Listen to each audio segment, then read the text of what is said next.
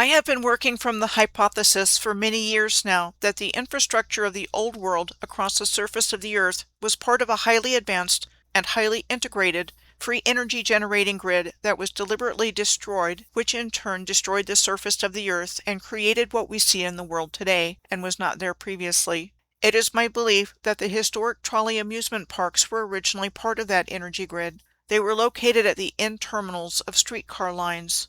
There are two definitions of terminal. One is the end of a railroad or other transport route, or a station at such a point. The other is a point of connection for closing an electric circuit.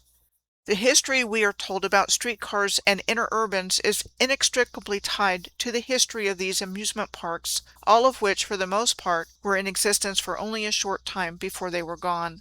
I have come to believe that originally these historic amusement parks were somehow involved with the original energy grid for the original civilization in a really fun way, and were utilized by the bringers in of the world's new system for a short time until they were no longer needed or just plain inconvenient to the new narrative. The free energy grid was replaced as quickly as possible by forms of transportation that are dependent on non-renewable and controllable energy sources based on oil and gas, and the infrastructure of the original grid was removed as quickly as possible from physical existence and from our collective memory. My name is Michelle Gibson. In my last series on the Great Lakes, I kept encountering and documenting historic trolley parks all along the shores of the Great Lakes. I mean, there were a lot of them. Not all were considered trolley parks, but most of them were. These amusement parks are or were also in strange places, like on small tracts of land surrounded by water or wetlands, and often near areas with high levels of environmental contamination and degradation. In this video, I want to specifically talk about the ones I encountered along the shores of Lake Ontario and Lake Erie, as well as ones I found along the Hudson River in my video, Star Forts, Gone by Trolley Parks and Lighthouses of New York's Hudson River Valley and New York Bays, back in 2022. This, in a nutshell, is what we are told about them. Trolley parks were said to have started in the United States in the 19th century as picnic, recreation, and entertainment areas at the ends of streetcar lines, and were precursors to amusement parks. We are told the first U.S. roller coaster generally credited as the first successful commercial roller coaster was Lamarcus Adna Thompson's Switchback Railway, which opened as a standalone attraction in 1884 in the West Brighton section of Coney Island in Brooklyn, and preceded Coney Island's larger amusement parks by a decade, and about which I will talk later in this video. For a nickel, riders would climb a tower to board the large bench-like passenger car, and were pushed off to coast 600 feet or 183 meters down the track to another tower, and went about 6 miles per hour or 10 kilometers per hour. At the top of the other tower, the large passenger car was switched to another track to return back or switch back. The 1893 World's Columbian Exposition, also known as the Chicago World's Fair, popularized midways filled with concessions and first introduced the Ferris wheel to the world. The early 20th century was considered the golden age of the American amusement park, with hundreds of parks in the United States alone at the end terminals of trolley lines. The reason for their appearance, that is given more often than not, was the streetcar companies wanted people to use their systems on weekends when people weren't commuting to work, so they built these trolley amusement parks at the end of their lines to attract customers. By 1919, there were an estimated 1,500 to 2,000 such parks. We are told many of these trolley parks disappeared for the given reasons of the Great Depression reducing disposable income and World War II disrupting leisure and construction, and that there was also growing competition from movie theaters, radio and television, shopping malls, and bowling alleys. The end result was that either economically the parks couldn't compete and closed down, or these parks burned down, allegedly due to the inherent fire hazards of the wooden construction, electrical equipment, and combustible materials, like the Forest Park Highlands Amusement Resort that opened in St. Louis on a trolley line in 1896. On July 19th of 1963, all of the Forest Park Highlands Amusement Resort was destroyed by fire except for the swimming pool and the frame of the roller coaster. Others were just left to rot in place, like Westview Park in Pittsburgh.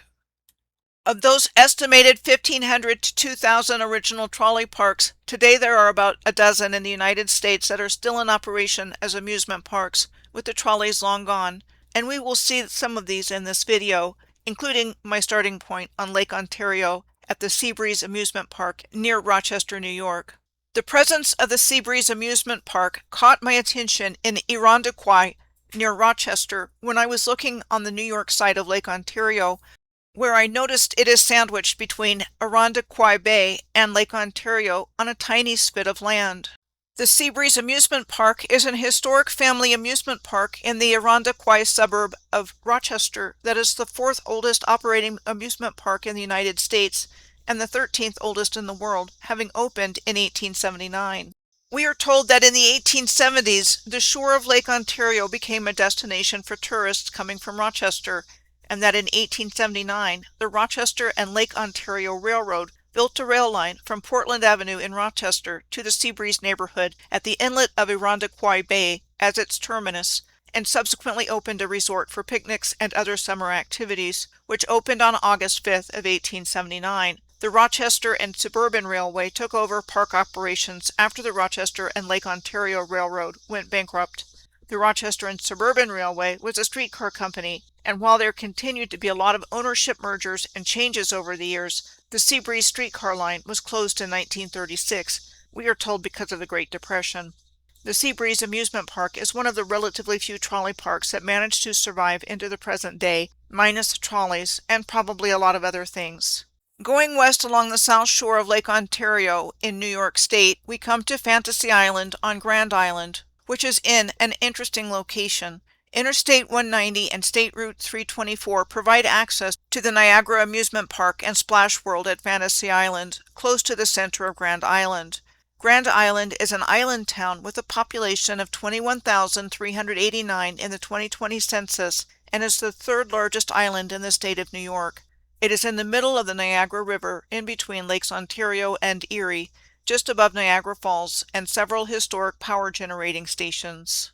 While we are told it is not considered an historic trolley park, it is still operating today as an amusement park over the years since it first opened as Fantasy Island in 1961 and has had numerous changes in ownership. Today it retains its original aspects of being a theme park and has been expanded over the years with rides and the water park aspects. It is interesting to note that Love Canal is geographically close to Grand Island, where this amusement park is located. Love Canal, a neighborhood of Niagara Falls, New York, became infamous because of an environmental disaster first reported here in 1977, resulting from a highly toxic landfill. Decades of dumping toxic chemicals harmed residents, from profound health effects to death. We are told the area was cleaned up as a Superfund project over a 21-year period. Today, some parts of Love Canal are considered a neighborhood, but that the area is primarily limited to commercial and industrial use. The next place we come to going west along the south shore of Lake Ontario is Lakeside Park in Ontario, these days Port Dalhousie's most popular beach. Lakeside Park was an historic trolley park, serving as a major destination for the Niagara, St. Catharines, and Thorold electric streetcar, part of the historic Niagara, St. Catharines, and Toronto Railway, or NS&T, which brought crowds to its amusements, dance halls, and beaches from the early 1900s until service ended in 1951. The Lakeside Park Carousel is the only remaining attraction at Lakeside Park today. We are told the carousel was moved to Lakeside Park in Port Dalhousie from the Scarborough Beach Park in Toronto in 1921, and then it was removed from its first location in Lakeside Park to its current location between the beach and parking lot in the early 1980s. Like the Seabreeze Amusement Park in Irondequoit, this historic amusement park location is also on a narrow spit of land, in this case in between Lake Ontario and the Port Dalhousie Harbor. The rest of the Lakeside Amusement Park was demolished in 1970. This is the Lakeside Park that was mentioned in the Rush single by the same name from their third album, Caress of Steel. The lyrics were written by band member Neil Peart, who grew up near there. The Niagara-St. Catharines and Toronto Railroad was an interurban electric railway that operated from the late 1800s until it was dissolved in the 1960s. It connected communities in the Niagara region with significant networks in St. Catharines and Niagara Falls and between Port Dalhousie and Lakeside Park. Interurbans were a type of electric railway with self-propelled rail cars running between cities and towns in North America and Europe. They were prevalent in North America starting in 1900, and by 1915, interurban railways in the United States were operating along 15,500 miles or 24,900 kilometers of track.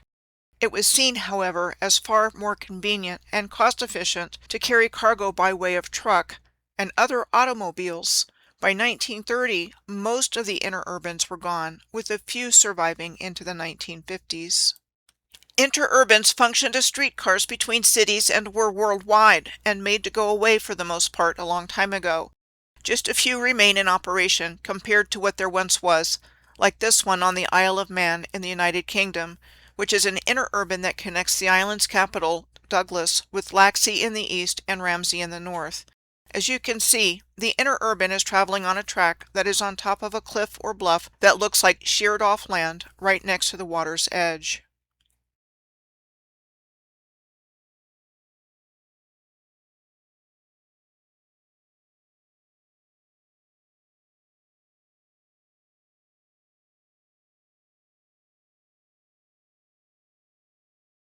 Next, Grimsby Beach in Ontario. Grimsby Beach is an historic neighborhood. It was first the location of the Ontario Methodist Camp Meeting Ground in 1846, and then in 1910, the land was purchased by a public relations man from Cleveland, Harry Wiley, who built carousels, a movie theater, and a figure-8 roller coaster. We are told the Canada Steamship Company bought the park in 1916, but that the park's popularity decreased because fires kept consuming its wooden buildings. We are told that by the 1950s, the park's attractions were all closed and real estate developers bought the land. The Hamilton, Grimsby, and Beamsville, or HG&B Electric Railway, was said to be the first electric railway in Canada designed for interurban transportation, first starting in 1896. Passengers could travel the 23 miles or 37 kilometers between Beamsville and Hamilton in a little over an hour, with a dozen stops in between. Its peak year was 1916, when the HG&B carried over 1 million passengers. We are told the last HG&B train pulled into Beamsville in June of 1931 with the increased competition from cars and buses. Grimsby is located at the eastern end of the Hamilton Census Metropolitan Area. There is a landmark on Google Earth marked Hamilton, the Electric City, located just to the west of Rosedale Park and Green Hill Bowl Park, and just to the north of the Kings Forest Golf Course in Hamilton. The landmark and plaque at this location commemorate Hamilton's significant history with regards to the long-distance transmission of hydroelectric activity in Canada. Sioux Falls Generating Station Number 1 in the St. Catharines area is the oldest continually running hydroelectric power generating station in Canada, said to have been built between 1897 and 1898, the year it started operating. It was said to have been built by the Cataract Power Company to supply power to the electric street railway in Hamilton, 34 miles or 55 kilometers to the west of St. Catharines, at high voltage using three-phase and high frequency were unique features of this generating station. The Hamilton, the Electric City landmark and plaque is located on the Escarpment Rail Trail, a multi-use trail that was an abandoned Canadian National or CN line. The trail extends from above the escarpment near Albion Falls to the lower city, following the CN right-of-way along the escarpment to Wentworth Street south, near the bottom of the Wentworth Stairs. The trail continues through the lower city to Corktown Park, where it ends. While not associated with an amusement park, Corktown Park is associated with railway lands and the Toronto, Hamilton, and Buffalo Railway, or TH&B, that ran in southern Ontario from 1892 to 1987. There were 3 significant historic amusement parks in the Hamilton area in our historical narrative. One was Maple Leaf Park in East Hamilton, in what today is the Crown Park area, just a couple of blocks to the south of the city's Bayfront Industrial Area. The Bayfront Industrial Area is spread across the south side of Hamilton Harbor and is the city's largest industrial area. The Bayfront is an almost 4,000-acre or 1,607-hectare mixed-use industrial area next to some of Hamilton's oldest neighborhoods. The Bayfront Industrial Area is home to major steel producers and Canada's largest Great Lakes port with marine, rail, and road connections. It is also heavily polluted, featuring a long-standing legacy of severe industrial contamination and toxic harbor sediments. Maple Leaf Park opened on May 24th of 1909 as a Coney Island-style amusement park and had a large figure-8 roller coaster. Our historical narrative tells us it failed to attract customers and closed in 1910. After only a year, the land the park was on was subsequently sold to real estate speculators. Another historic amusement park here was the Wabasso Amusement Park in the Burlington-Hamilton area, and this amusement park was in operation from around 1918 to the mid-1940s. It was renamed LaSalle Park in 1926. Today's LaSalle Park is a waterfront park that has a marina, walking trails, and an historic pavilion from 1917. It is located on the north side of Hamilton Harbor, directly across from the Bayfront Industrial Area. The third place within a historic amusement park here was what was called the Canal Amusement Park, or the beach strip, near the canal and old lighthouse on Hamilton Beach. Hamilton Beach is right next to the Bayfront Industrial Area, on the east end of Hamilton Harbor. We are told that in 1903, Mr. H. Knappman formed the Canadian Amusement Company and opened the Canal Amusement Park, also known as the Burlington Beach Amusement Park, that operated here from 1903 to 1978, with such attractions over the years as boats, swings and slides, a fun house, carousels, Ferris wheels, a roller coaster, and pony rides. In our historical narrative, on May 24th of 1877, the first beach train rolled along the strip, the Hamilton and Northwestern Railway. Electric radio service began on Beach Boulevard in 1905 via the Hamilton Radio-Electric Railway, which was said to have been constructed starting in March of 1896, and by January 5th of 1929, all its operations had stopped. At one time, the Hamilton Radio-Electric Railway, or HRER network, provided interurban service in the region. Its parent company was the Dominion Power and Transmission Company, which formerly had been the Cataract Power Company of Hamilton Limited. Further up the north shore of Lake Ontario from here, we come to the historic location of the Crow's Beach Resort in Humber Bay Park, west of Toronto. Humber Bay Park consists of 2 spits of land situated around the mouth of Mimico Creek and divided into Humber Bay Park West and Humber Bay Park East. The spits of land that the park sits on were said to have been constructed using landfill from local construction projects. Crow's Beach Resort operated in the area from the 1870s until it was destroyed by fire in 1912. The Wimbledon House Hotel first opened in the 1860s near the mouth of the Humber River, and the operation was taken over by Catherine Crow in 1901. At one time, what became known as Crow's Beach, besides the hotel, had a pier with a ferry service, bicycle track, dance hall, carousel, and swing rides. An interurban radial line was operated by the Toronto and Mimico Electric Railway and Light Company beginning in 1892 that was extended from Toronto to Port Credit, passing right through this location at the Humber Bay, and we are told it became an attractive place for businesses and people wanting to leave Toronto in the summer months. This electric streetcar service ended after buses had completely replaced the radial service by the 1930s. The next place I want to look into is Toronto, just to the east of here. The first places of note are in the Toronto Islands. The Toronto Islands are a chain of 15 small islands off of mainland Toronto, right next to the downtown area. There is still an operating amusement park there today. It is the Centerville Amusement Park, a children's amusement park on the center island of the Toronto Islands. The Centerville Amusement Park has been operated by the Beasley family since 1967. Open during the summer season, the park's buildings have a 1900s turn-of-the-century village theme, and rides include a miniature train, carousel, and Ferris wheel, among others. What is described as the antique Ferris wheel there is notable for looking like a windmill.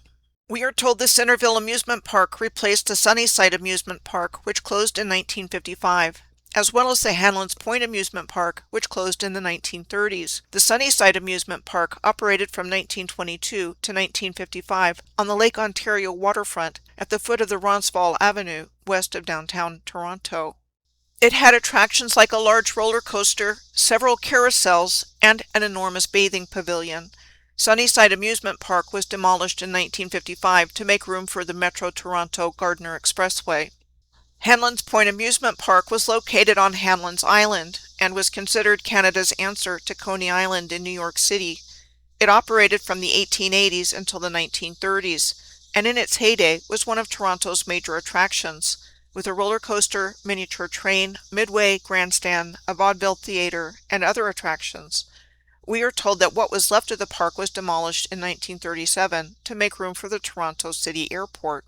We are told the construction of the Toronto City Airport, named after Billy Bishop, the Canadian World War I flying ace and World War II air marshal, was completed by 1939, which was the beginning of World War II, and that it had originally been conceived of as Toronto's main airport, but that distinction ended up going to the Toronto Pearson International Airport. Next, I'm going to look at the nearby Canadian National Exhibition grounds.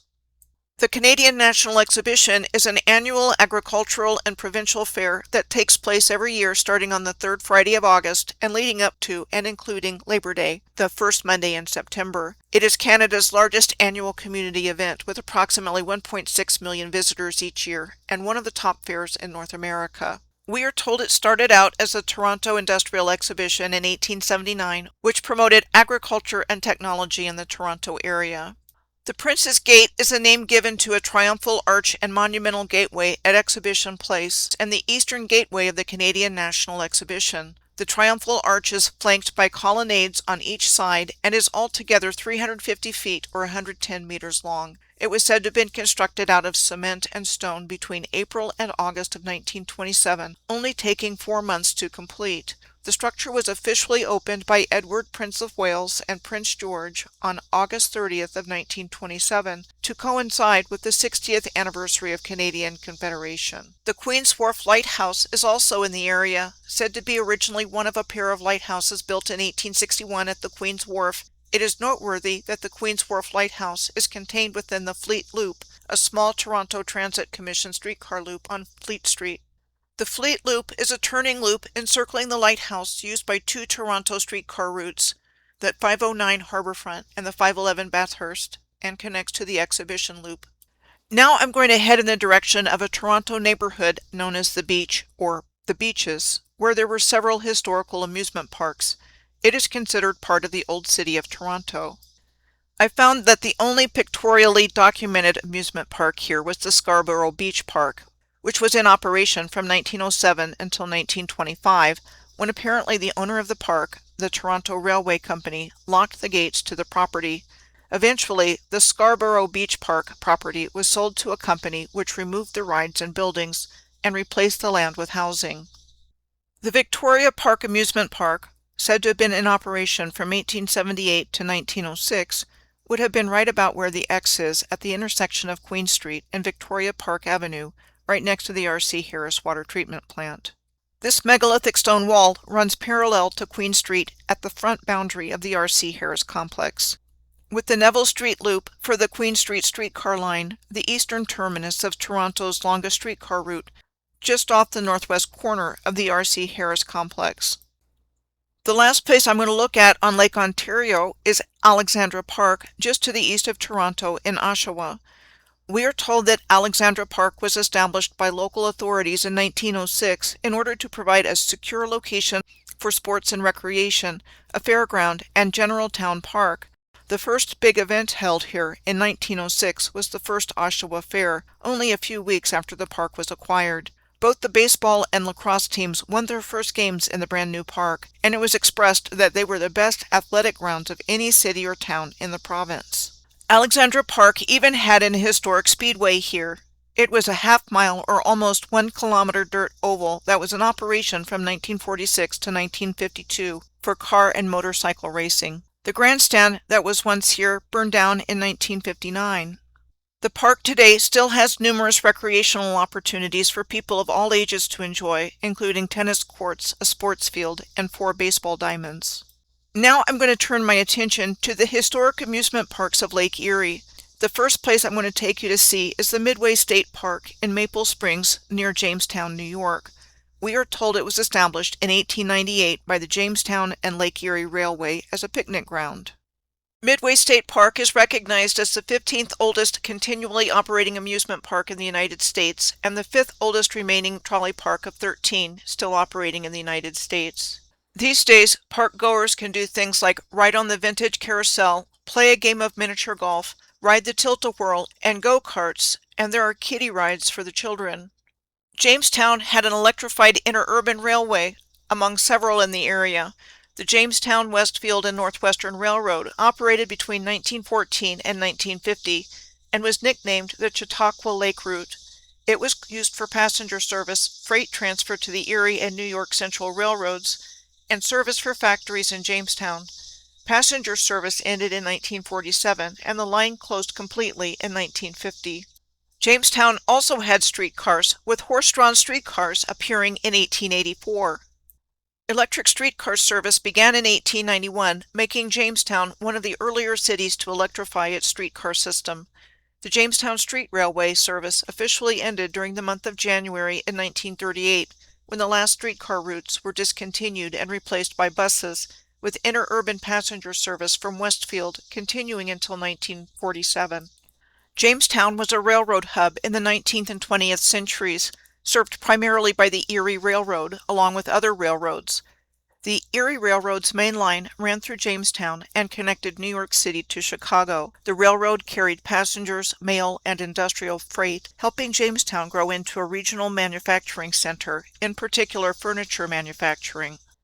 Railroads still exist in the area, but primarily for freight, with the Western New York and Pennsylvania Short Line Railroad operating freight transport on former Erie Railroad lines, and there is no Amtrak service in Jamestown, though bus links the city to Buffalo's rail station. Jamestown's rail history reflects the broader story of American railroading that we have been seeing, of rapid growth in the 19th century, peak influence in the early 20th century, and decline in the years preceding and following World War II in the 1930s and 1940s, again for given reasons like increased automobile ownership, expansion of bus service, and better roads and highways. Next, going west along the south shore of Lake Erie is Waldemere Park and Water World in Erie, at the entrance to the Presque Isle State Park and located on the Seaway Trail. It is billed, like Midway State Park on Chautauqua Lake, as one of only 13 of the original trolley parks still operating as an amusement park in the United States, though what we see today is not what it used to be. Waldemere Park was first leased as a trolley park in 1896 by the Erie Electric Motor Company and is the fourth oldest amusement park in Pennsylvania and the 10th oldest in the United States.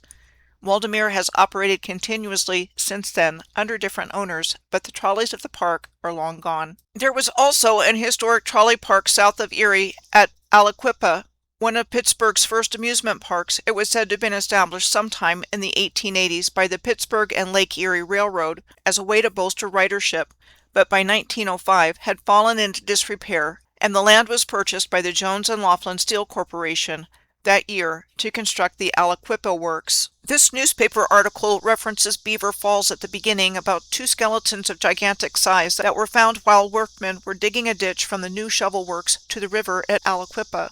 Beaver Falls and Aliquippa were on the Pittsburgh and Lake Erie Railroad line. The Pittsburgh and Lake Erie Railroad was said to have been incorporated on April 1st of 1858, with operations starting in March of 1860.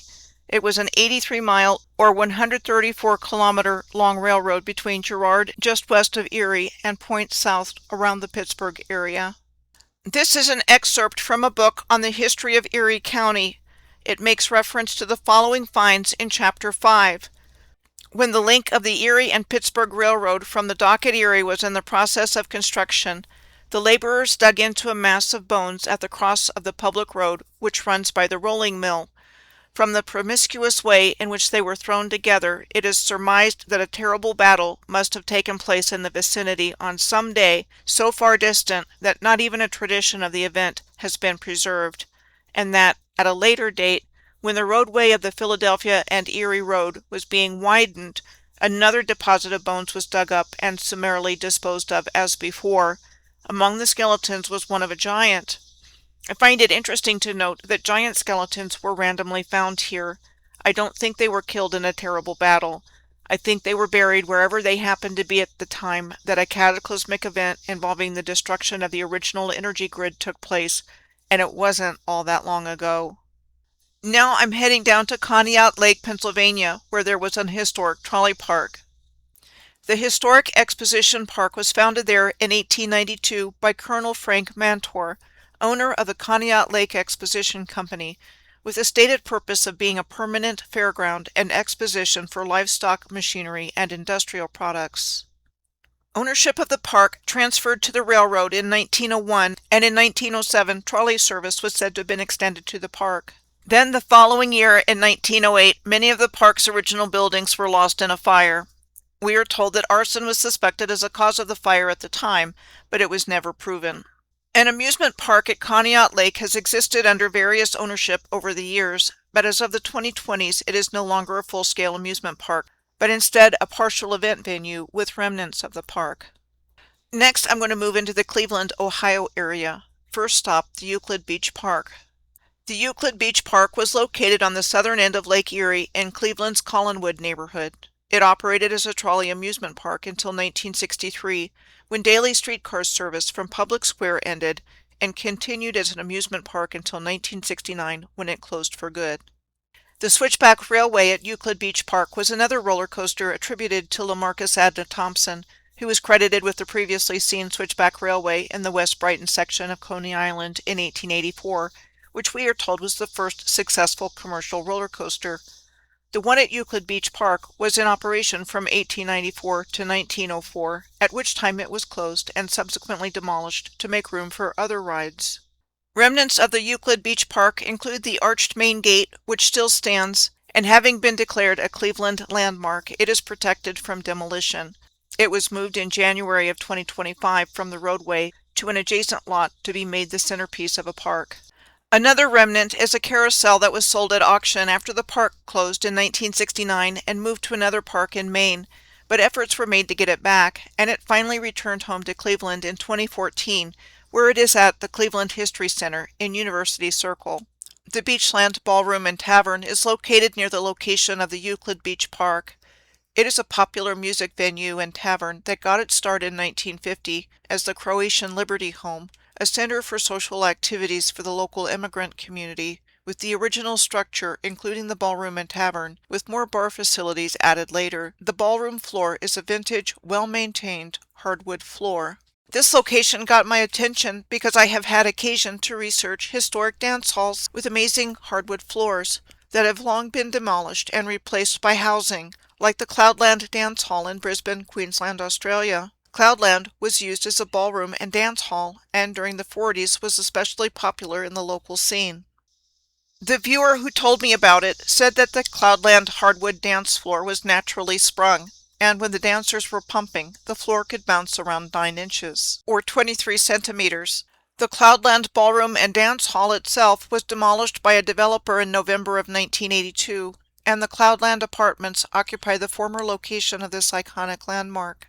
The Cleveland, Southwestern, and Columbus Railway, or CS&C, was the primary interurban line connecting Cleveland to Medina, Worcester, and Columbus. It was a horse-drawn service from around 1870 to the 1890s, at which time it was electrified, and offered passenger and freight service until it was abandoned in 1931. The Cleveland, Southwestern, and Columbus interurban line serviced popular leisure spots like the Puritas Springs Park. We are told the Puritas Springs Park was the first amusement park on the west side of Cleveland, and that it was developed by the Cleveland, Berea, Elyria, and Oberlin Railway after it purchased land in the area and began to bottle and sell water from the local springs. It was located on a deep ravine overlooking the Rocky River Valley and had things like a carousel, the largest roller coaster in Cleveland, and daily shows featuring exotic animals. The park closed in 1958 and the land was turned into a residential development. Another historic amusement park in the Cleveland area was in Chippewa Lake, a town directly on the Cleveland, Southwestern, and Columbus interurban line just past Medina. In its heyday, the interurban transported massive summer crowds, sometimes up to 40,000 passengers, for weekend getaways, dancing, and recreation. It featured roller coasters, a ballroom, games, and concerts.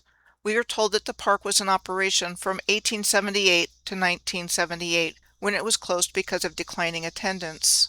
It was abandoned after it closed for 45 years, with many of the original rides left to deteriorate in place. The famous Grand Ballroom and Dance Hall at Chippewa Lake Park was a premier regional musical destination from both the big band era and early rock and roll years. It operated from 1922 until the park's closure in 1978, and the structure burned down in June of 2002. Another famous interurban line that ran along the south shore of Lake Erie was the Lake Shore Electric Railway that served the region from 1901 until 1938 and connected Cleveland to Toledo, Detroit, and other points west. Remnants of the interurban line can be found in what's left of the Lake Shore Electric Railway trestle in the Huntington Beach Reservation just west of Cleveland. There's also an historical marker at the Rotary Park in Vermilion, Ohio, commemorating the site where the Lake Shore Electric Railway crossed a bridge over the Vermilion River. Known at one time as the greatest electric railway, the Lake Shore Electric Railway along the southern shore of Lake Erie could reach speeds of 60 miles per hour or 97 kilometers per hour. The next place I would like to take a look at is the Cedar Point Amusement Park in Sandusky, Ohio. We are told the Lake Shore Electric Railway played a major role in developing Cedar Point as a regional draw in the early 20th century, bringing passengers in for the day for the lake, beach, and early amusements.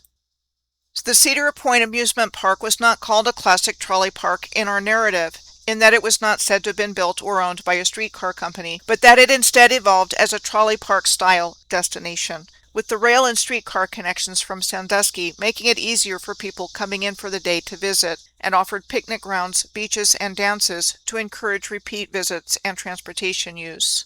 Just like we saw on Lake Ontario at the Seabreeze Amusement Park in Irondequoit, New York, and the Lakeside Amusement Park in Port Dalhousie, Ontario, the Cedar Point Amusement Park is on a narrow strip of land called the Cedar Point Peninsula and is surrounded by water, Sandusky Bay to the west and Lake Erie to the east. Cedar Point, one of the world's most famous amusement parks, is particularly known for its large number of roller coaster rides, of which there are 18. We are told Cedar Point was considered a testing ground for roller coaster technology, with many industry milestones achieved there, like height, speeds, and inversions that influenced parks around the world. Cedar Point has been owned and operated by Six Flags since 2024. First opening in 1870, Cedar Point is said to be the second oldest operating amusement park in the United States after Lake Compounce in Connecticut, which first opened in 1846. Cedar Point was said to have started out as a lakeside resort with a beer garden, dance hall, and bathhouse, and that by the 1890s it shifted to rides and entertainment, with its first roller coaster debuting in 1892, the Switchback Railway. This Switchback Railway was said to have been built by the American Railway Coaster Company of Chicago. It operated near the site of the Lakeside Pavilion for 8 years until it was removed in 1900. Next, Johnson's Island. It is located in Sandusky Harbor near Cedar Point Amusement Park. Johnson's Island was known historically for a couple of things, and I want to bring forward it being the location for the Johnson's Island Pleasure Resort. It was a recreational destination starting in the late 19th century that operated between 1894 and 1906, shortly after its time as a Confederate prisoner of war destination.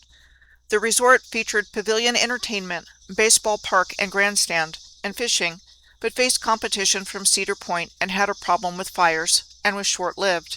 It eventually became a residential area and remains so to this day. We are moving into the historic location of the Great Black Swamp in this part of Ohio. The original Black Swamp was a huge 900,000 acre or 364,200 hectare wetland that once covered northwest Ohio, and the swampland was drained in the mid to late 19th century. Only a tiny fraction remains today at the 500-acre or 202-hectare Black Swamp Preserve in Bowling Green, Ohio, a protected remnant of the historical swampland. Bowling Green was also the location of another giant skeleton. This newspaper clipping was from the Newark Advocate in 1902, describing a giant skeleton that was found in Bowling Green in northwestern Ohio that was over 8 feet or 2.5 meters tall. It is also interesting to note all the historic rail lines that go through the same area as the Great Black Swamp in northwest Ohio, circa this 1914 Ohio Public Utilities Commission Railroad map of Ohio, with Bowling Green where the giant skeleton was found circled in red. The story that accompanies the existence of the railroads is that they were all constructed after the swampland was drained, and that was what made the construction of the railroads possible. But I continue to have serious doubts that railroads were constructed by the people who said they built them, when they were said to have been built. My belief falls along the lines that they were already there and being made serviceable once again after the swampland was drained and/or reclaimed. This area in western Lake Erie, where the Great Black Swamp was historically located, was also the location of several historic trolley parks. The Willow Beach Amusement Park was located where Toledo's Collin Park is today.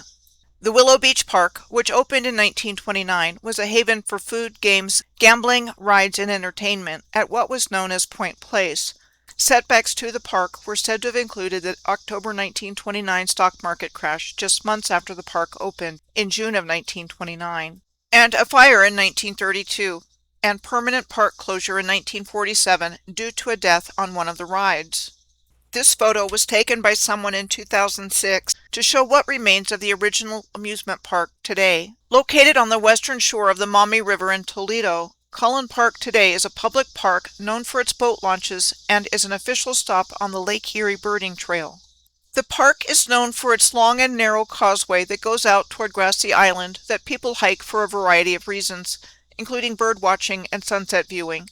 The causeway's trail is described as uneven and muddy, with driftwood, poison ivy, and flooding, depending on the water level. Collin Park is located in the Point Place neighborhood on the far north side of Toledo. Historically, Point Place was a place known for being a resort and amusement destination for Toledo residents during the streetcar and early automobile era from the late 1800s to the mid-1900s. They would go to places like the Willow Beach Amusement Park, dance halls, and casino-style entertainment venues like the Lake Erie Park and Casino. The Lake Erie Park and Casino operated at today's Bayview Park and said to have been built in 1895. It was a major entertainment and trolley destination in Toledo until it burned down in 1910. Interesting to note that right across the Maumee shipping channel from the highly exclusive Point Place neighborhood where these places were located is a heavily industrialized area with the Harborview Yacht Club located on the east side of the industrial area. The industrial area at the entrance to the Maumee River is one of the historically most important shipping and heavy industry zones on the Great Lakes. The lower river and harbor area became lined with refineries, grain elevators, steel mills, power plants, and rail and shipping terminals. There was an interurban line that went through this part of Ohio to Cleveland that was once part of the Lakeshore Electric Railway system. The Lima-Toledo Railroad would combine with other two Ohio interurbans in 1929, the Cincinnati, Hamilton, and Dayton, and the Indiana, Columbus, and Eastern. This merge formed the 323-mile or 520-kilometer-long Cincinnati and Lake Erie Railroad, providing service from Toledo to Cincinnati. Then the Great Depression hit the Cincinnati and Lake Erie Railroad hard, and this would soon bring an early end to operations. With a collapsing national and local economy throughout the 1930s, things were headed for the worst. It was seen as far more convenient and cost-efficient to carry cargo by way of truck and other automobiles, and by 1937, the Cincinnati and Lake Erie Railroad was no more. There is an abandoned interurban bridge crossing the Maumee River in Waterville between Lucas and Wood counties. It is an historic concrete multi-arch bridge that was said to have been built in 1908. We are told that at the time of its construction, and for some time thereafter, it was the world's largest earth-filled reinforced concrete bridge. There was another historic amusement park just a short way up the shore of Lake Erie from Toledo in Ohio before you get to Monroe in Michigan, called Toledo Beach. We are told that Toledo Light Rail and Power Company bought the Ottawa Beach Resort in 1907 and created the Toledo Beach Amusement Park, and an electric trolley service brought visitors from Ohio into the park. The trolley also made stops at Lakeside, Lakewood, Allen's Cove, and Luna Pier along the way to Toledo Beach, the end, also known as terminal, of the streetcar line. We are told that the peak of the popularity of the Toledo Beach Park was in the early 1900s, and that attendance slowly declined after the electric interurban trolley stopped running in 1927. The Toledo Beach Park had its ups and downs over the years, having been shut down during hard economic times, until the amusement park was purchased in 1961 for the land on which the buyer wanted to build a marina. We are told the former location of the Toledo Beach Amusement Park was dredged, and the Safe Harbor Toledo Marina was built and opened in 1962. This historic trolley park location was also on the lakeshore. It was described as dredged and transformed alongside the surrounding area and the safe harbor Toledo Beach Marina. The next two places I want to talk about are in the Detroit area on the Detroit River, Riverview Park and Boblo Island. First, Riverview Park, also known as Electric Park and Wolf's Park. Riverview Park was located on East Jefferson Drive in Detroit, adjacent to the bridge to Belle Isle. It opened in 1905 and grew into one of the Midwest's best-known amusement parks with roller coasters, a Ferris wheel, dance halls, and midway attractions.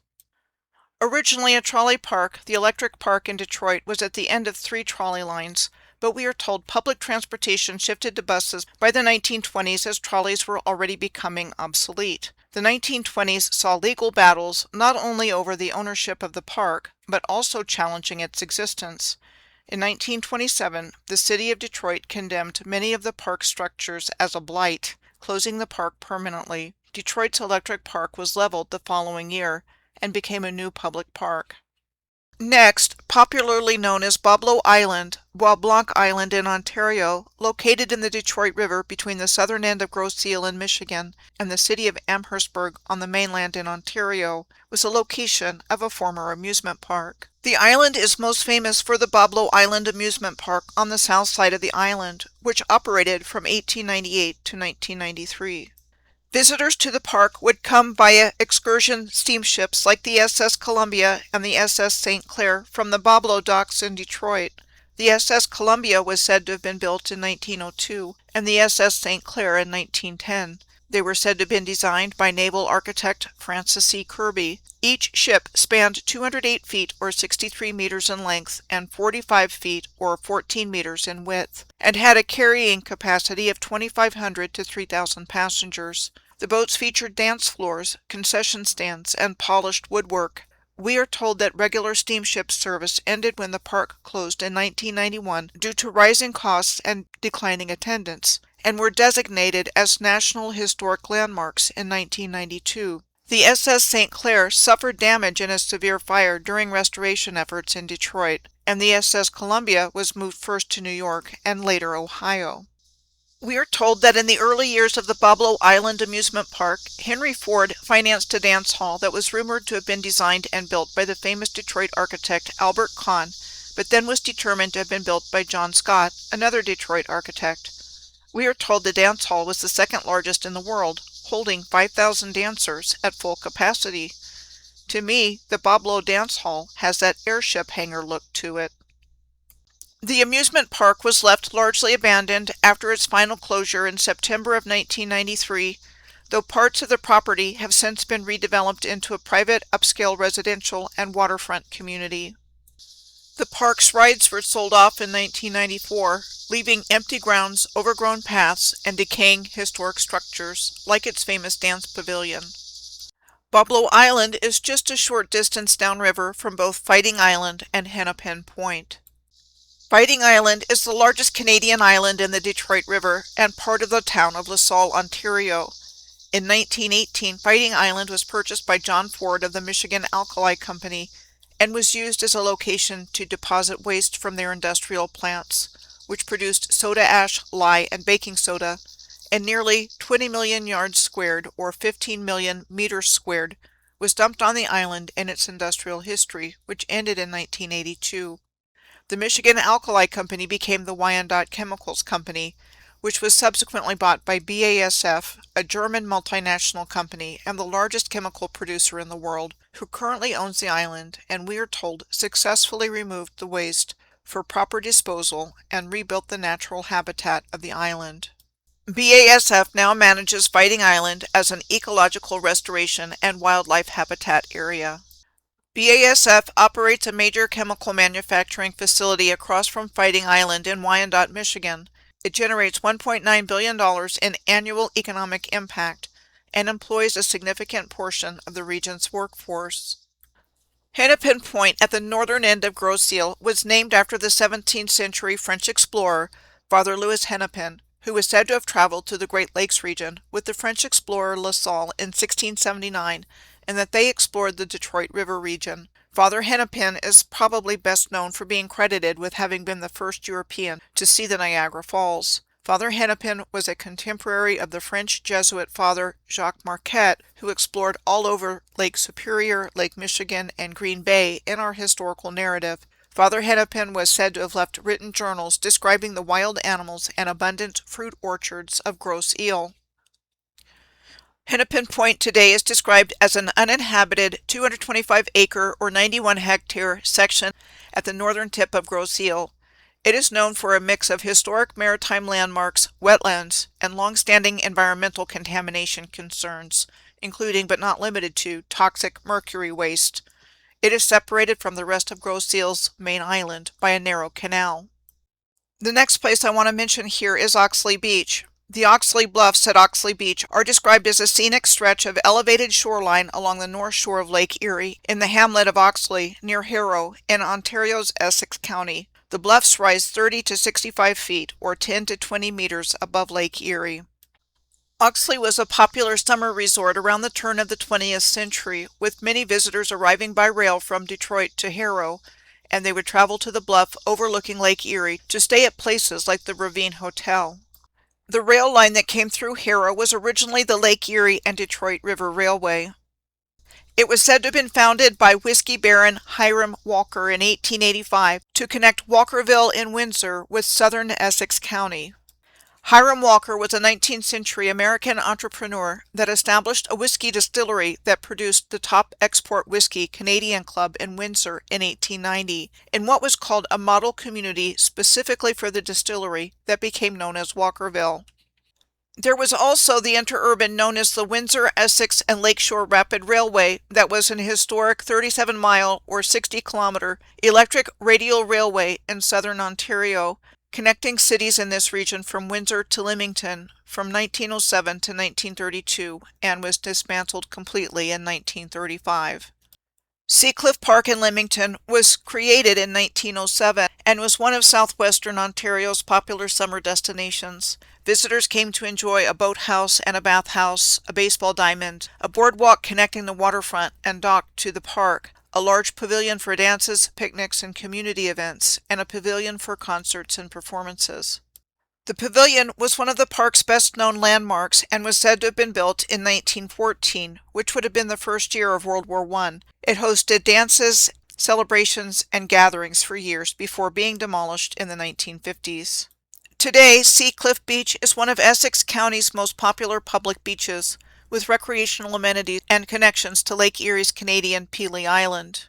Port Dover is the next place I'm going to talk about. These days, Port Dover is an unincorporated community and former town. It lost its independent town status when it was incorporated into the new city of Nanticoke in 1974. For much of the 19th century, however, Port Dover was an important commercial harbor for things like grain, lumber, coal, fish, and passengers. Important railways operated here, like the Hamilton and Lake Erie Railway, and the Port Dover and Lake Huron Railway, one of the most important regional railways in southwestern Ontario during the late 19th century. It allowed Port Dover to develop into a busy shipping port and connected the agricultural Norfolk and Oxford counties to larger rail networks, and became the backbone of a rail system that reached Lake Huron. The interurban that served Port Dover was the Lake Erie and Northern Railway, or LE&N, and operated for passenger service between 1916 and 1955, with freight service continuing until 1961. The route of the LE&N was Galt, now part of Cambridge, Brantford, Simcoe, and Port Dover. It used 1500-volt DC overhead, which was unusually high voltage for a North American interurban, and it became famous as the Dover Beach Train, carrying thousands of vacationers to Lake Erie's beaches in the summer months. We are told that in 1921 alone, it carried over 600,000 passengers. The Port Dover Beach had a seasonal waterfront midway area, a Ferris wheel, bumper cars, and skee ball, and was anchored by the Summer Garden, a dance hall that operated between 1921 and 1979, hosting big bands and later musical events. The last place I want to bring to your attention is the location of the former Crystal Beach Amusement Park on the north shore of Lake Erie, near Fort Erie, Ontario, and Buffalo, New York. This was the location of the historic Crystal Beach Amusement Park. It first opened in 1888 and was in operation until 1989. In 1896, the Ontario Southern Railway began to provide a connection for a short time between the park and the Grand Trunk Railway mainline station in Ridgeway. The Ontario Southern Railway was described as a unique 1.5-mile or 2.5-kilometer battery-powered and electric monorail and trolley line, often described as an early interurban. We are told overhead trolley wires were added in 1898, but that the line was dismantled the same year when the season ended because of shifting wooden infrastructure, heavy maintenance, and low ridership. Ferry service had connected the park with nearby Buffalo starting in the 1890s, and ferries like the SS Canadiana operated between Buffalo and Crystal Beach Park from 1910 to 1956. The park was known for its innovative roller coasters, most notably the Backety-Back Scenic Railway, which was in operation from 1909 to 1926. The Cyclone, pictured here next to the Crystal Ballroom, and the Cyclone was in operation from 1927 to 1946. And the Comet, which was in operation at Crystal Beach from 1948 to 1989, when the amusement park closed. It was subsequently relocated to the Great Escape Fun Park in Queensbury, New York in 1994 and is still in operation today. The Crystal Ballroom at Crystal Beach first opened in the spring of 1925 as the largest unobstructed dance hall in North America, which could hold up to 3,000 dancers on its gleaming wooden floor. We are told it was built by George C. Hall Sr. and featured a unique cantilever design with no interior support posts or beams. It was a popular venue during the big band era. Its fate was ultimately demolition after the Crystal Beach Amusement Park closed in 1989. Now I'm going to turn my attention to the historic amusement parks of the Hudson River Valley in New York State, between Fort Inglesby near Saratoga Springs and a cluster of 3 historic star forts at West Point, New York. There were 4 historic trolley parks: Kinderhook Lake Electric Park in Niverville, Kingston Point Amusement Park in Kingston, Woodcliff Pleasure Park in Poughkeepsie, and the Orange Lake Amusement Park in Newburgh. First, Niverville. Niverville is 68 miles or 109 kilometers south of Fort Inglesby on the Hudson River, where Electric Park was located on Kinderhook Lake. The electric park there was described as the largest amusement park on the East Coast between Manhattan and Montreal during its 16-year run from 1901 to 1917. We are told this electric park was created by the Albany and Hudson Railroad Company in order to increase ridership on weekends. The reasons given for the closure of the electric park of Niverville in 1917 was that the popularity of automobiles no longer restricted people to rails and river steamer transportation, World War I, and high insurance premiums due to the number of trolley parks that had burned down. Next, we come to Kingston, New York, where the historic Kingston Point Park was located, 106 miles or 171 kilometers south of Fort Inglesby. Kingston Point Park was said to have been built by Samuel Kuykendall, the wealthy owner of the Cornell Steamboat Company and Ulster and Delaware Railroad. The stated purpose of the park was to serve as a steamboat landing for the Hudson River Day Line and a place where trains and trolleys would take passengers into Kingston and the Catskill Mountains. Kingston Point Park opened in 1896 and had a Ferris wheel, merry-go-round, bandstand, and boat rentals. A fire in the 1920s destroyed most of the buildings. All that remains today at the Kingston Point Rotary Park is a park setting, beach, and trolley tracks. We come to Poughkeepsie next, 121 miles or 194 kilometers south of Fort Inglesby, where the Woodcliff Pleasure Park operated from 1927 to 1941. It was the home of the Blue Streak roller coaster, the highest and fastest roller coaster anywhere during its time, and one of the largest swimming pools in the country. The Woodcliff Pleasure Park was said to fall on difficult times and permanently closed in 1941. The next historic trolley park we would have come to was the Orange Lake Amusement Park that was located 6 miles or 10 kilometers west of Newburgh, New York. It was a place where people could enjoy fishing, boating, swimming, and a pleasant walk. The advent of the trolley line in 1886 was said to have increased the popularity of the park, leading it to become one of the most popular parks in the Northeast. We are told the president of the Central Hudson Steamship Company, former New York Governor Benjamin Barker Odell Jr., and board member of the trolley company, developed Orange Lake Park into a showcase and added a roller skating rink, snack bars, a midway with games of chance, a Ferris wheel and other rides, a beach for swimming, and boat rentals. During the Great Depression, the Orange Lake Park was forced to close for a number of years. It was eventually dismantled in 1941 and turned into a residential community with nothing of the amusement park remaining. Fort Clinton at Stony Point is adjacent to Bear Mountain State Park. Along with the variety of recreational opportunities to be found at Bear Mountain State Park, including biking, hiking, boating, picnic facilities, swimming, and winter activities like cross-country skiing and ice skating, other places of interest in the park include the Perkins Memorial Tower, said to have been built in 1934, Trailside Museum and Zoo, the Bear Mountain Inn, a merry-go-round, pool, and skating rink. With regards to the history of the park, this is what we are told. In January of 1909, the state of New York purchased a 740-acre or 300-hectare tract of land at Bear Mountain, with plans to build Sing Sing Prison there, but the conservationists stopped the prison from being built. Later that year, the newly widowed Mary Averill Harriman, wife of Union Pacific Railroad president and American financier Edward Henry Harriman, who died in September of 1909, offered the state another 10,000 acres and $1 million towards the creation of a state park.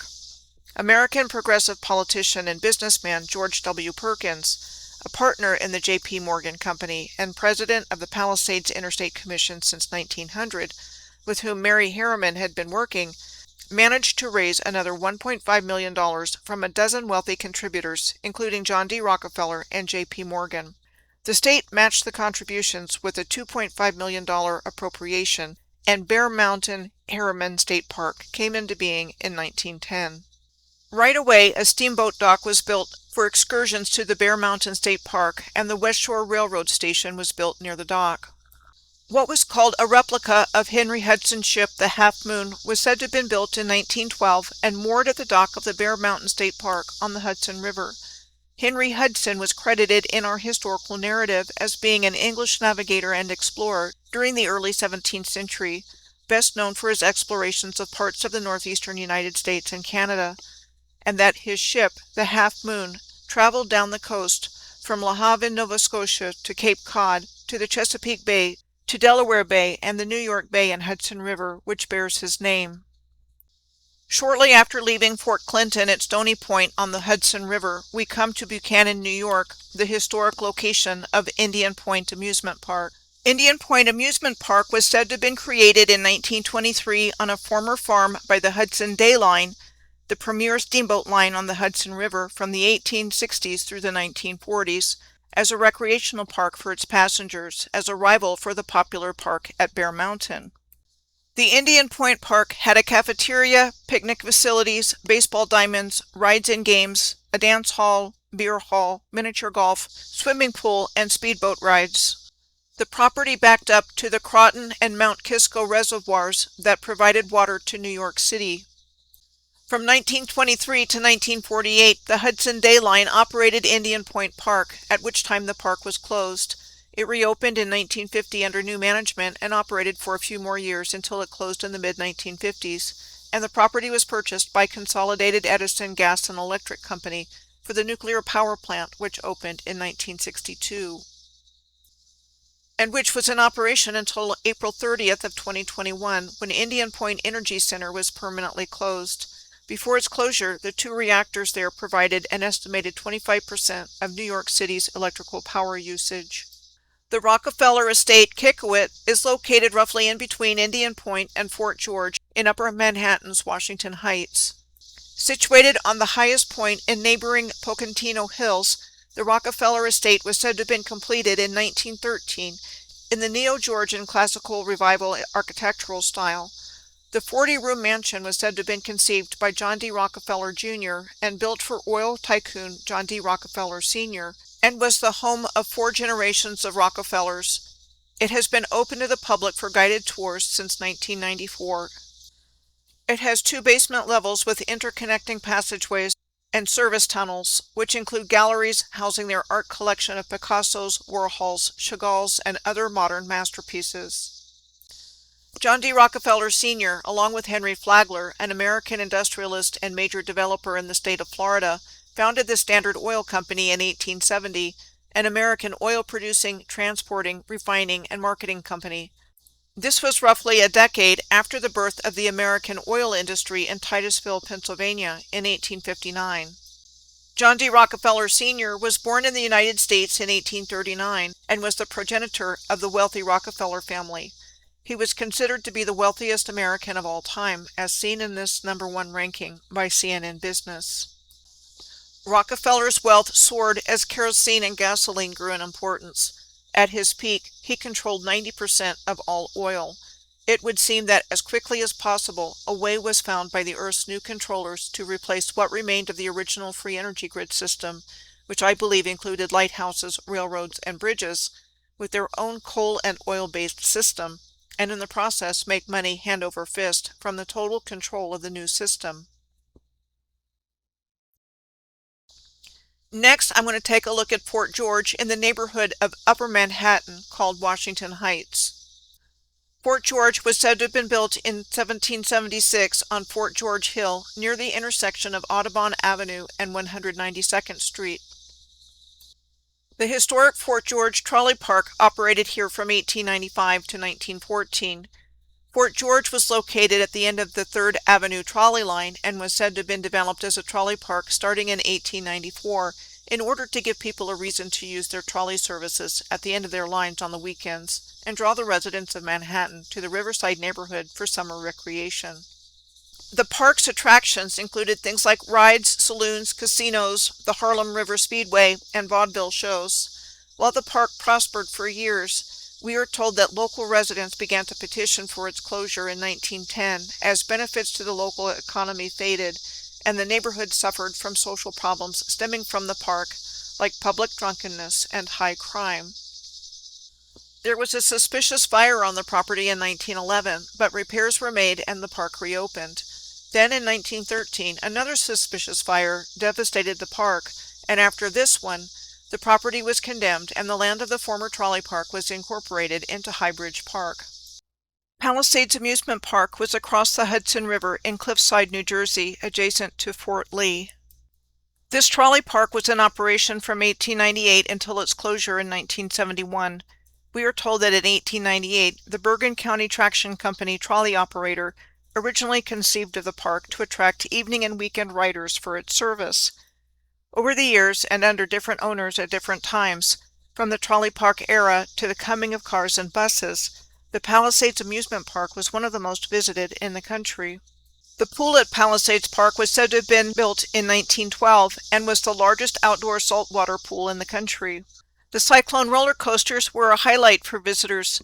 The first Cyclone was in operation from 1927 to 1934, and we are told it was built near the edge of the park's rocky cliffs due to limited space and uneven terrain. It's been called the scariest roller coaster ever built, and was known for being excessively rough with tight spiral turns and rapid undulations. It was removed following maintenance troubles and track damage from a 1934 fire in the park. The second Cyclone roller coaster was in operation from 1945 to 1971. We are told it was built from the surviving structure of the earlier Skyrocket roller coaster after a major fire in 1944. The Cyclone coaster itself was demolished in 1972 after the park closed in 1971, and its cars were sold and moved to Williams Grove Amusement Park in Pennsylvania. The Palisade line was the electric streetcar line that traveled from the Edgewater Ferry Plaza on the Hudson River waterfront up the cliffs to the Palisades Amusement Park. It originated at the transportation terminal in Hoboken, New Jersey, and provided elevated trolley service from 1886 until 1949. One of the New York area's major transportation hubs, the terminal at Hoboken in New Jersey, was said to have been constructed by the Delaware, Lackawanna, and Western Railroad in 1907, and combined railroad, ferry, subway, streetcar, and pedestrian services. We are told that numerous electric streetcar lines originated and ended at the station until the completion of Bustitution in August of 1949, at which time they were replaced by buses. We are told that three main factors contributed to the park's closure in 1971: inadequate parking facilities, growing uncertainty about the park's future, and an increase in the number of visitors who were injured or killed. The land subsequently was sold to real estate developers. While 4 high-rise luxury apartments now stand where the amusement park was located, it is interesting to note there are still old stone ruins on the former park's grounds. The 1962 hit song Palisades Park was written by Chuck Barris and recorded by Freddie Cannon. In the song, the singer takes a walk after dark where he discovers Palisades Park, where he meets and falls in love with a girl. Among the rides and attractions named in the song are Shoot the Chute, Rocket Ship, Roller Coaster, Loop the Loop, Merry-Go-Round, Tunnel of Love, and the Ferris Wheel. The next places I want to talk about were the 3 historic trolley parks on Coney Island in Brooklyn. While they were not directly on the Hudson River, they are several miles to the southeast of where the Hudson River empties into the upper New York Bay. This is what we're told about Steeplechase Park, Luna Park, and Dreamland. Steeplechase Park was created by entrepreneur George Tillieu in 1897. He bought and improved the Steeplechase Horses attraction, which featured mechanical horses pulled along metal tracks. The owner, George Tillieu, adopted a funny-faced mascot depicting a smiling man with several dozen teeth, nicknamed the Tilly, as the icon for his park. The entrance to Steeplechase Park had a grand archway, and the park included over 50 attractions on its midway alone. Tillieu was said to have been inspired to build a Ferris wheel after having seen the one at the 1893 Chicago World's Fair on his honeymoon. In Steeplechase Park's history, between its opening in 1897 and closing in 1964, there were things like fires, rebuilding, rides added, and so on. The land of the former amusement park today is Maimonides Park, the location of a minor baseball league stadium. And the only remaining structure from Steeplechase Park is the defunct parachute jump. Luna Park at Coney Island opened in 1903. It was said to have replaced Sea Lion Park that was operated by a man named Paul Boynton between 1895 and 1902, the first enclosed and permanent amusement park in North America. He was credited with being the first person to pay an admission fee to a large enclosed area containing multiple amusement rides and activities. The so-named Captain Paul Boynton was a world-famous, back-in-the-day, aquatic daredevil and showman who traveled the world's rivers in an inflatable rubber suit.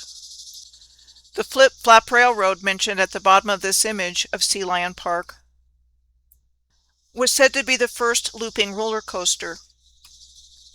Paul Boynton's remaining long-term lease on the park was bought up starting on October 1st of 1902 by Frederick Thompson and Elmer Skip Dundee.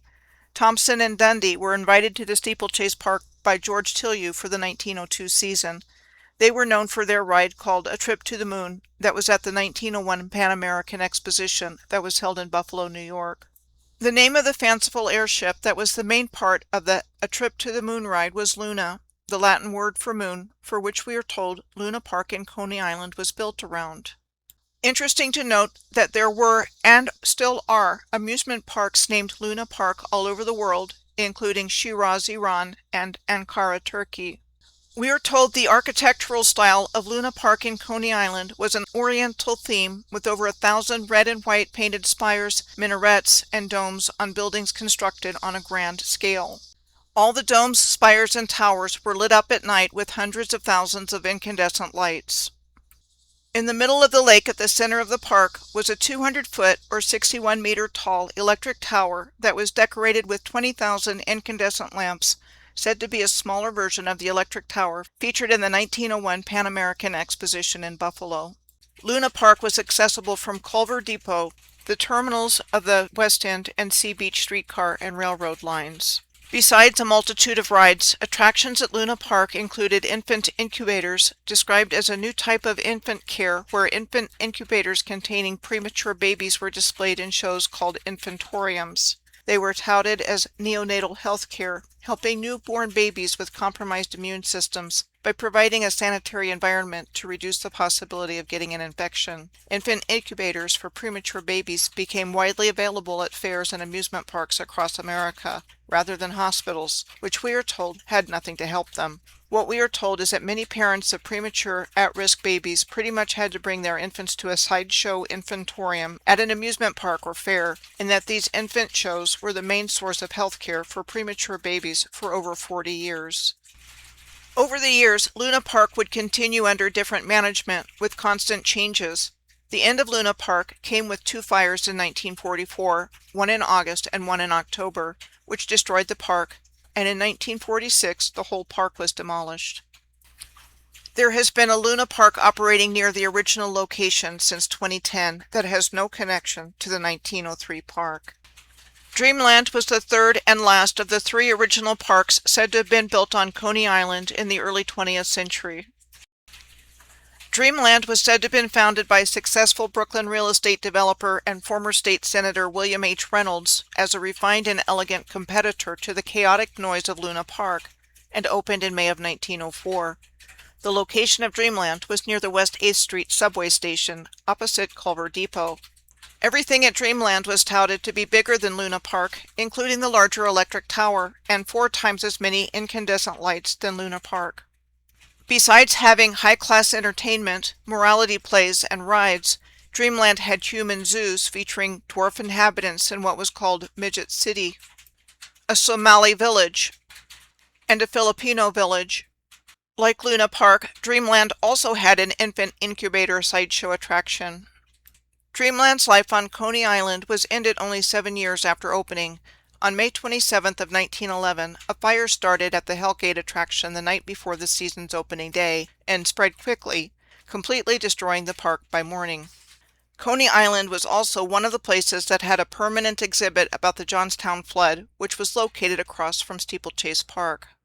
It was originally at the 1901 Pan American Exposition in Buffalo, and we are told was moved to Coney Island by the owners after that came to an end. The show was a cyclorama, which involved a series of different scenes being reenacted, each with a different large panoramic backdrop painting to make the audience feel immersed in the scene, and actually used large amounts of water and steam to reenact the flood. Here's the backstory of the Johnstown flood, the details of which are easily available to find online, and leads me to the conclusion that the 1889 Johnstown flood was deliberately caused. The famous Johnstown flood on May 31st of 1889, the worst flood in the United States in the 19th century, was caused by the catastrophic failure of the South Fork Dam, and was the second major disaster the American Red Cross responded to after the Michigan Thumb Fire, which started on September 5th of 1881 with hurricane-force winds and hot and dry conditions. And this was less than 4 months after the establishment of the American Red Cross in May of 1881.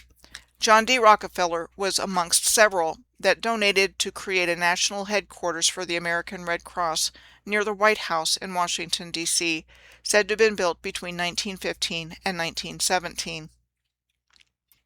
In 1881, speculators had bought the abandoned South Fork Dam and Reservoir and built a clubhouse called the South Fork Fishing and Hunting Club and Cottages, turning it into an exclusive retreat for 61 steel and coal financiers from Pittsburgh, including Andrew Carnegie, Henry Clay Frick, Andrew Mellon, Philander Knox, John Leishman, and Daniel Johnson Morrell. The South Fork Fishing and Hunting Club was a Pennsylvania corporation and owned the South Fork Dam. Henry Clay Frick was a founding member of the South Fork Fishing and Hunting Club and was actually said to have been largely responsible for the alterations to the South Fork Dam that led to its failure. What we are told is that the South Fork Dam failed after days of unusually heavy rain, and 14.3 million tons of water from the reservoir of Lake Conemaugh devastated the South Fork Valley, including Johnstown, 12 miles, or 19 kilometers, downstream from the dam, killing an estimated 2,209 people and causing $17 million in damages in 1889, which would be $490 million in 2020.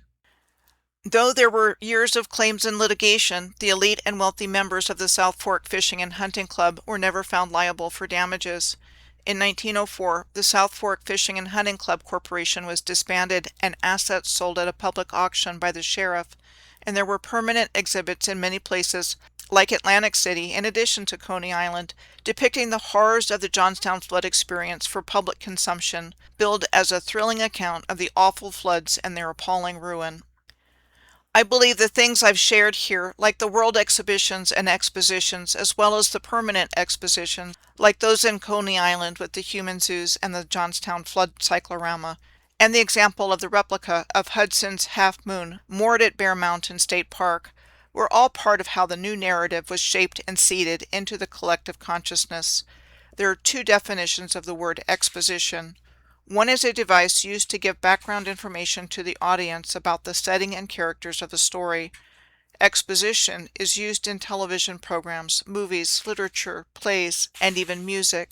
What better way to tell your audience the story you want them to believe than the other definition of exposition, a large exhibition of art or trade goods? Besides his significant presence on the Hudson River in New York, John D. Rockefeller also had a significant presence on Lake Erie in Cleveland, Ohio. Cleveland was where John D. Rockefeller founded Standard Oil in 1870, which transformed the city into a major oil refining hub. Cleveland became one of America's key manufacturing centers in the late 18th and early 19th centuries. Where it was located on Lake Erie made it perfect for shipping raw materials like iron ore and coal, and oil refining and steel and machinery manufacturing boomed here. The Rockefeller Mansion in Cleveland was located at Euclid Avenue and East 40th Street, that he was said to have purchased in 1868 and where his children were born. This mansion on Euclid Avenue was demolished in 1938, and where it was located is now part of an interbelt highway. The years between 1873 and the 1930s were known as Cleveland's Gilded Age, when nearly half of the world's millionaires lived in Cleveland. Euclid Avenue was known as Millionaires Row, and it was home to some of the nation's most powerful industrialists, including John D. Rockefeller and Samuel Mather, a co-founder of Pickens Mather and Company, the shipping and iron mining company. The Rockefeller obelisk is also in the Lakeview Cemetery, which is on Euclid Avenue. It is an almost 70 feet or 21-meter high obelisk and marks the final resting place of John D. Rockefeller, along with his wife and mother. Rockefeller Park is the largest park within city limits and was first opened to the public in 1897 and named in honor of Standard Oil magnate John D. Rockefeller, who donated land for the park. The Rockefeller Building was said to have been built between 1903 and 1905 at the corner of West 6th and Superior Avenue, and has displayed the Rockefeller name on the side of the building since it was built. As we've already seen, John D. Rockefeller's companies were instrumental in turning Cleveland into an industrial powerhouse. The location in Cleveland where John D. Rockefeller established Standard Oil in 1870 is a heavily industrialized district along the banks of the Cuyahoga River south of downtown Cleveland called Industrial Valley. It is a hub for heavy industry, which includes, besides the Cleveland Cliffs steel manufacturer, chemical manufacturers, petroleum terminals, and scrap metal recycling centers. The intense industrial use of the Cuyahoga River caused extreme pollution, and the river caught fire 13 times in our history between 1868 and 1969. The 1969 fire on the Cuyahoga River led to the creation of the U.S. Environmental Protection Agency and the passage of the Clean Water Act in 1972, which mandated industrial pollution control and provided investments for modernizing sewage infrastructure. In summary, I believe that the circuit board of the Earth's original free energy grid system was destroyed in a deliberately caused cataclysm relatively recently, and that these historic trolley parks were once part of that energy grid. This cataclysm caused the entire surface of the Earth to undulate and buckle around key infrastructure of the energy grid, creating what we see on the surface of the Earth today: the swamps, marshes, bogs, deserts, dunes, and places where it appears land masses sheared off and submerged under the bodies of water we see today. Those behind the destruction of the old world were shovel-ready to dig enough of the original infrastructure out of the ruined earth so they could be used and civilization restarted, which I think started in earnest in the mid to late 1700s and early 1800s, and that the Crystal Palace exhibition in London in 1851 was the official kickoff to the New World Order timeline. They only used the pre-existing infrastructure until they developed replacement fuel sources that were extracted from the original grid to bring everything back online as quickly as possible. These replacement fuel sources and the new cars and buses that replaced the city streetcars and electric interurban systems could be monetized and controlled by them, and they became incredibly wealthy. Then, when what remained of the original infrastructure was no longer useful to them or inconvenient to their agenda, they had it destroyed, discontinued, or abandoned, typically in a very short time after it was said to have been constructed. The historic trolley amusement parks and expositions played a role in seeding the new narrative in the collective consciousness for a relatively short period of time before they were no longer used, and other forms of shaping the narrative took over the job, like movies, radio, and television. All of this has led to the industrialized world we live in today that is the only thing we know about, and part of a system in which our energy is extracted and manipulated, giving us the illusion of freedom, while feeding the artificial and industrial systems that are all around us without even being aware of it.